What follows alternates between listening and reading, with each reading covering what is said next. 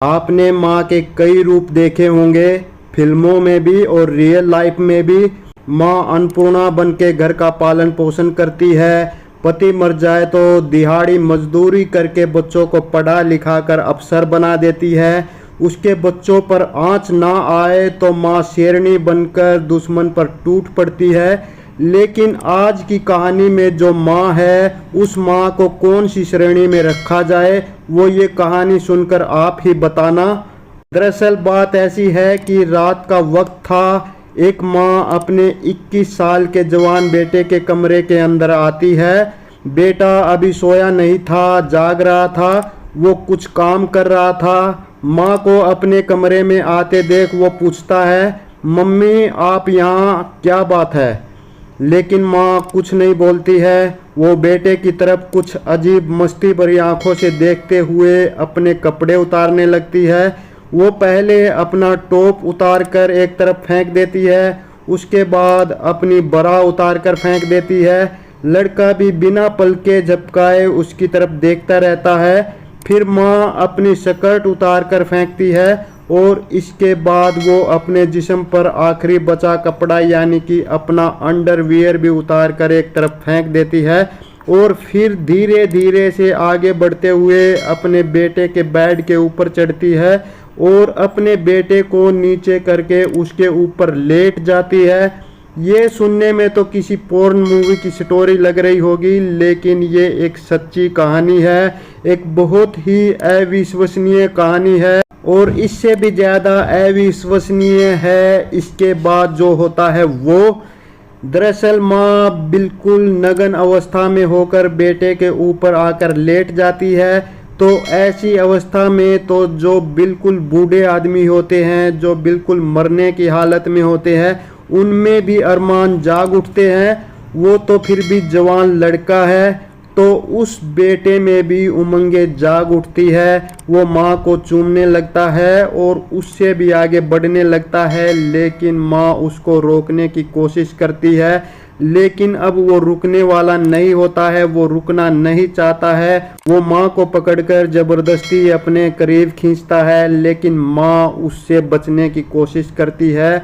और जैसे ही माँ को लगता है कि अब बेटे को रोक पाना मुश्किल हो रहा है, तो वो उसके मुंह पर एक जोरदार तमाचा मारती है और उसको लात से मारकर एक तरफ फेंक देती है बिस्तर के नीचे। और उसके कमरे से भागते हुए निकलकर बाहर हॉल में आकर एक दीवार के सहारे खड़ी होकर हाँफने लगती है। बेटा गुस्से में तमतमा उठता है। वो सीधे किचन में जाता है और वहां से एक चाकू लेकर आता है और अपनी माँ के ऊपर खचाखच 100 से भी ज़्यादा वार करता है। तो अब आगे क्या होता है, कौन है ये माँ, ये बेटा कौन है, क्या है ये बेटा और माँ की स्टोरी, क्या ये बेटा अपनी माँ को मार डालता है? चलिए जानते हैं पूरी कहानी। इस वीडियो को लाइक कर दीजिए और चैनल को सब्सक्राइब कर लीजिए। एक पति ब्रूक्स बैकलैंड और उसकी पत्नी बारबरा डेली बैकलैंड अक्सर छोटी छोटी बातों पर लड़ते रहते हैं और आज तो झगड़ा इतना बढ़ जाता है कि उनका मानो इकट्ठे रहने से मन ही भर जाता है। और जब एक दूसरे से मन भर जाता है तभी पति और पत्नी एक दूसरे से हमेशा हमेशा के लिए अलग रहने का फैसला कर लेते हैं। कानूनी तौर तरीके से हिसाब से दोनों एक दूसरे से तलाक लेते हैं, लेकिन तलाक के वक्त उन्हें याद आता है कि उनका एक बेटा भी है। बेटा माँ के साथ रहेगा या पिता के साथ रहेगा, इस बात को लेकर भी कानूनी प्रक्रिया के तहत लंबी लड़ाई चली और माँ की जीत हो जाती है। वो बेटा माँ के हिस्से में आता है और उसकी कुछ ही दिनों के बाद माँ का भयानक रूप से कत्ल हो जाता है। कत्ल की वारदात जब लोगों के सामने आती है, अखबारों के माध्यम से जब लोगों को पता चलता है कि उस महिला का जो कत्ल हुआ है उसकी वजह ये है, तो ये बात सुनने के बाद लोग हैरान थे, परेशान थे कि आखिरकार कोई ऐसा कैसे कर सकता है। ये कहानी आपको परेशान कर सकती है, लेकिन ये सुनाना ज़रूरी है। आज की जो सच्ची घटना मैं आपको सुनाने जा रहा हूँ, ये सच्ची घटना है ब्रिटेन की। बात कर रहा हूँ 1972 की, सुबह 8 बजे के आसपास एक महिला को किसी ज़रूरी काम से एक पड़ोसन महिला के साथ कहीं जाना था और 8 की जगह 9 बज चुके थे। फिर 10 बज जाते हैं, लेकिन ना तो कोई फ़ोन उठा रहा था और ना ही वो महिला अपने घर से निकल कर आ रही थी। तभी पड़ोसन घर के अंदर जाती है और अपनी आंखों से जो देखती है उसे देखकर बिल्कुल भी यकीन नहीं हो रहा था। दरअसल एक तरफ बेटा बैठा हुआ है, दूसरी तरफ माँ की लाश पड़ी हुई है और माँ की लाश जो है वो पूरी तरह से खून से लथपथ थी और उसके तन पर एक भी कपड़ा नहीं था, पूरी तरह से नग्न अवस्था में थी। पूरा कमरा जहाँ जहाँ भी देखो वही खून के धब्बे दिखाई दे रहे थे। इस बात को देखते हुए पड़ोसन जोर से चिल्लाने लगती है और उसकी चीख पुकार सुनने के बाद आसपास के लोगों का भी घटना स्थल पर जमघट लग जाता है। कोई पुलिस को बताता है, तुरंत ही पुलिस मौके पर आती है और पुलिस जब मौके पर आती है उस लाश को कब्जे में लेने के बाद साथ ही उसका जो बेटा है उस बेटे को भी पुलिस अपनी हिरासत में लेती है, क्योंकि उसके हाथ में चाकू था और माँ के तन पर एक कपड़ा भी नहीं था। पुलिस उसको कातिल समझ लेती है, जो पहले दृष्टया जो देखा जाता है उस हिसाब से। पुलिस इस कत्ल का कारण जानने की कोशिश करती है। महिला पर 100 से ज़्यादा बार चाकू मारे गए थे, जिसकी वजह से उसकी घटना स्थल पर ही मौत हो गई थी। लेकिन बेटे ने अपनी मां की हत्या क्यों की, यही एक सवाल था। पुलिस उस लड़के से जानना चाहती है कि क्या बात थी, क्या मामला था। दरअसल उसने अपने घर के बारे में, अपने परिवार के बारे में बताया कि उसकी मां बारबरा डेली बैकलैंड और उसका पति ब्रूक्स बैकलैंड दोनों साथ रहते थे और ये उनका लड़का जो है एंटोनी, वो भी उनके साथ ही रहता था। पूरा परिवार ठीक ठाक अपनी गति से चल रहा था, सब ठीक ठाक रह रहे थे। अचानक ही पति और पत्नी एक दूसरे से अलग रहने का फैसला कर लेते हैं। अलग रहने के बाद कोर्ट ने ये भी इजाज़त दी कि बेटा अपनी माँ के साथ रहेगा। तब माँ और बेटा दोनों साथ साथ रहने लगते हैं, लेकिन बेटा अक्सर गुमसुम रहता था, खामोश रहता था और इस बात को लेकर माँ को अक्सर चिंता होती थी। वो परेशान होती थी कि ये आखिर इतना क्यों शांत रहता है, ना किसी से ज़्यादा बातचीत करता है, ना कोई काम धंधा करता है, अपने में ही खोया सा रहता है। लेकिन जब जब उसका कोई दोस्त घर पर आता था तो वो बहुत ज़्यादा खुश होता था, उसके साथ खेलता था, उससे बातें भी किया करता था। और जब एक दिन माँ ने अपने बेटे को छुपकर देखा तो चौंक गई। बेटा अपने दोस्त के साथ आपत्तिजनक स्थिति में था, उसके साथ समलैंगिक संबंध बना रहा था, यानी कि वो गे था। ये सब देखकर माँ बहुत गुस्सा होती है और वो अपने बेटे को समझाती है कि तुम्हारा कोई दोस्त घर के अंदर नहीं आएगा, क्योंकि जिस तरह के तुम काम कर रहे हो उसको बिल्कुल भी किसी तरह से इजाज़त नहीं मिल सकती है। अब अपने बेटे की हरकतों को लेकर माँ बहुत ज़्यादा परेशान थी। साथ ही वो चाहती थी कि उसका बेटा आखिर ऐसा न करे। इसके लिए उसने उसकी शादी करने का फैसला किया, लेकिन शादी की बात जब जब होती थी तो बेटा तैयार नहीं होता था, वो साफ मना कर देता था। इसी बात को लेकर माँ को बहुत ज़्यादा चिंता, बहुत ज़्यादा परेशानी सताने लगी कि आखिरकार उसके साथ क्या होगा, कहीं वो नपुंसक तो नहीं है। तभी वो अपने बेटे को एक दिन एक रेड लाइट एरिया में लेकर जाती है ताकि ये पता चल सके कि उसका बेटा शारीरिक रूप से पूर्ण है या नहीं। वो अपने बेटे को जो नज़दीकी रेड लाइट एरिया था वहाँ वेश्याओं के पास लेकर आती है और वेश्याओं से बात करती है कि मैं अपने बेटे को ये देखना चाहती हूँ कि ये शारीरिक रूप से सक्षम है कि नहीं। तब वो बेटा अपनी माँ के साथ वहाँ चला तो जाता है, लेकिन वेश्याओं के साथ कोई भी ऐसी हरकत नहीं करता है जिसके लिए माँ उसको वहाँ लेकर गई थी। तो इसकी वजह से माँ और भी ज़्यादा चिंतित रहने लगती है। वो सोचती है कि अगर उसका बेटा शारीरिक रूप से सक्षम ना हुआ तो उनका तो वंशनाश ही हो जाएगा। फिर माँ सोचती है कि वहाँ बहुत सारी औरतें और बहुत सारे अन्य लोग थे, शायद इसलिए बेटा वहाँ शर्मा गया था या हिचक के मारे कुछ कर नहीं सका था। फिर माँ घर आती है और कुछ और सोचने लगती है कि कुछ नया तरीका अपना जाए ताकि अपने बेटे के बारे में पता चला सके कि आखिरकार उसका बेटा पूर्ण रूप से सही है या नहीं, या वो मर्द है या नहीं, या सचमुच ही वो गे है।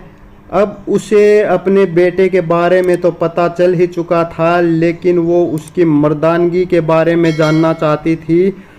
इसलिए उसने एक दिन रेड लाइट एरिया में फ़ोन किया और एक वेश्या को अपने घर में भेजने की बातचीत की। वाकला नाम की एक वेश्या उसके घर आती है। माँ उसको कहती है कि तुम जितना मांगोगे उतना ही पैसा मिलेगा, लेकिन मेरे बेटे को मर्द बना दो। वेश्या वाकला कुछ दिन उसके घर में उसके साथ रहती है और घर में रहने के साथ साथ बेटे के करीब आने की और उसके साथ संबंध बनाने की कई बार बल्कि बार बार कोशिश करती है।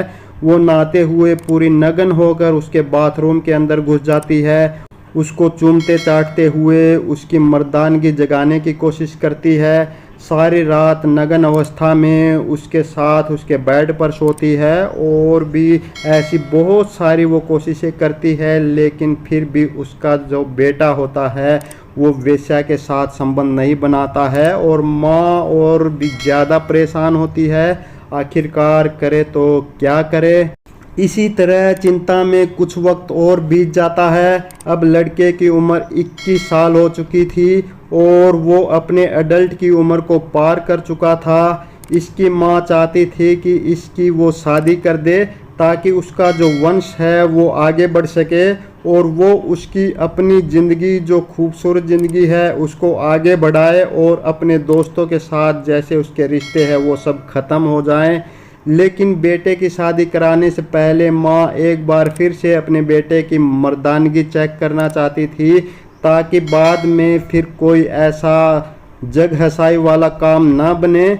और अब बेटा बालिग भी तो हो गया था, अब तो उसके सारे अंग पूर्ण रूप से काम करने लग गए होंगे, लेकिन फिर भी पहले चेक करना ज़रूरी था। इसके लिए माँ फिर से एक बहुत ही ज़्यादा खूबसूरत वेश्या को बुलाती है। उसे कहती है कि पैसों की तुम चिंता मत करो, जो मांगोगी मिलेगा, पर तुम्हें कुछ दिन मेरे घर में एक नौकरानी या एक बाई बनकर रहना होगा। दरअसल मेरे बेटे के साथ कुछ ऐसी दिक्कत है और तुम्हें किसी भी तरकीब से मेरे बेटे को पूरी तरह से अट्रैक्ट करना पड़ेगा। इसके लिए जो तुम्हें चाहिए वो तुम्हें रकम भी मिलेगी। वो वेश्या तैयार हो जाती है घर के काम में हाथ बटाने के लिए भी और उसके अपने बेटे को अपनी ओर आकर्षित करने के लिए भी। धीरे धीरे करके ऐसे ही वक्त गुजर रहा था। वो महिला अपने इस घर के अंदर अजीब तरह के छोटे छोटे कपड़े पहनती थी जिसको लेकर उसका बेटा अट्रैक्ट हो सके, लेकिन उसका बेटा था कि इस महिला को लेकर भी वो अट्रैक्ट नहीं हो पा रहा था और लगभग 1 महीने से ज़्यादा का समय बीत जाता है। जब ये सब कुछ चल रहा था, लड़का बहुत ही शांत रहता था और उसके बाद इस महिला को भी इस घर से निकलना पड़ता है, वो भी असफल होकर। तब एक रात को वो माँ सोचती है कि शायद इन वेश्याओं को पुरुषों को अपनी तरफ अट्रैक्ट करने का हुनर पता ही नहीं है, उनको तो बस लोगों को खसोटना ही आता है। तब अचानक ही उसके मन में ख्याल आता है कि क्यों न वो खुद ही अपने बेटे की मर्दानगी को चेक करे। तभी एक रात वो महिला अपने ही बेटे के साथ नग्न अवस्था में सो जाती है, ये देखने के लिए कि आखिरकार वो कुछ करता है कि नहीं। लेकिन इस बार बेटे के तन में तरंगे जाग उठती हैं। तब वो लड़का कुछ ऐसी हरकतें अपनी माँ के साथ करने की कोशिश कर रहा था। तभी उसकी माँ ने उसे रोकने का प्रयास किया। वो दौड़ता हुआ सीधा रसोई में जाता है और वहाँ से एक चाकू उठाकर लाकर अपनी माँ पर बार बार वार करने लगता है। 100 से ज़्यादा वार वो करता है और अपनी माँ को मार डालता है। दरअसल माँ को मारने की वजह ये थी क्योंकि वो लड़का गे तो था ही, गे होने के साथ साथ वो एक ऐसी बीमारी से पीड़ित था जिसका नाम था पैरानॉइड शिज़ोफ्रेनिया। जब वो अपने माता पिता के साथ रहता था तब उसके पिता ब्रूक्स बेकलैंड ने इसका इलाज कराने से साफ इनकार कर दिया था, जबकि एक बार एक मनोचिकित्सक ने साफ साफ कहा था कि इस लड़के का इलाज करना बहुत ज़रूरी है। यदि इलाज नहीं कराया गया तो ये किसी की जान भी ले सकता है। लेकिन उसके पेरेंट्स ने इस बात को बिल्कुल भी सीरियसली नहीं लिया था और इग्नोर कर दिया था, और उसका खामियाजा अब माँ को भुगतना पड़ा था कि उसने अपनी माँ की ही जान ले ली थी। माँ चली तो थी अपने बेटे का इलाज करने के लिए, और वो अपने ही बेटे के हाथों शिकार हो चली। जिस रात वो अपने बेटे के साथ नग्न अवस्था में सो रही थी, तभी बेटे ने अपनी मां पर चाकू से एक के बाद एक 100 से भी ज़्यादा वार किए, और जब तक कि उसकी मां ने दम नहीं तोड़ दिया तब तक वो उस पर ऐसे ही वार करता रहा। यहाँ से उसने भागने की कोई ज़रूरत महसूस नहीं की, और वो इस घर में ठीक वैसे ही बैठा रहा। एक तरफ माँ की लाश पड़ी हुई थी, दूसरी तरफ वो बेटा अपने हाथ में चाकू लिए ऐसे ही बैठा हुआ था। जब सुबह पड़ोसन अगले दिन आकर देखती है 10 बजे के आसपास, तब उसको ये पता चलता है। फिर वहाँ पर पुलिस आती है। पुलिस को ये यकीन नहीं हो रहा था कि एक बेटा ऐसा कैसे कर सकता है, बेटा अपनी माँ का कत्ल कैसे कर सकता है। साथ ही पुलिस को ये भी यकीन नहीं हो रहा था कि एक माँ अपने बेटे के साथ आखिरकार ऐसे कैसे एक घिनौना और असामाजिक प्रयोग कर सकती है, और यदि उसके बेटे को कोई बीमारी थी तो उसको किसी मनोचिकित्सक के पास लेकर जाना चाहिए था, उसका इलाज कराना चाहिए था, या कोई अन्य बीमारी थी तो संबंधित डॉक्टर से उसका इलाज कराना चाहिए था। खैर, जब मामला कोर्ट पहुंचता है तो उस लड़के को अदालत लगभग 8 साल की सज़ा सुनाती है, और 1980 में जब लड़का जेल से बाहर निकलता है तब भी उसके साथ गे होने का जो एक मामला था वो ऐसे ही बना रहता है, और तब भी ये प्रकरण बहुत ही चर्चाओं का विषय रहा था। 1980 तक या उसके बाद तक भी ये घटना बहुत ज़्यादा चर्चाओं का विषय रही थी। साथ ही उसको जो एक बीमारी थी पैरानॉइड शिजोफ्रेनिया, ये भी एक चर्चा का विषय बनी हुई थी। उसकी माँ एक अमेरिकन थी और उसका पिता जो था वो एक ब्रिटेनियन यानी कि लंदन का रहने वाला था, जो बाद में ये पूरी कहानी लंदन में ही घटित हुई थी। दोस्तों, इस पूरे घटनाक्रम को सुनाने का उद्देश्य किसी को परेशान करना नहीं है, किसी को दुखी करना नहीं है, बल्कि आपको जुर्म के प्रति जागरूक करना है ताकि आप खुद को सुरक्षित रख सकें। तो इस कहानी में बस इतना ही। जल्द ही हाजिर होंगे ट्रू क्राइम की एक और ट्रू क्राइम संबंधित स्टोरी लेकर। तब तक चैनल पर बने रहिए, इस वीडियो को लाइक कर दीजिए और चैनल को सब्सक्राइब कर लीजिए। तो जल्द ही मिलते हैं, तब तक नमस्कार।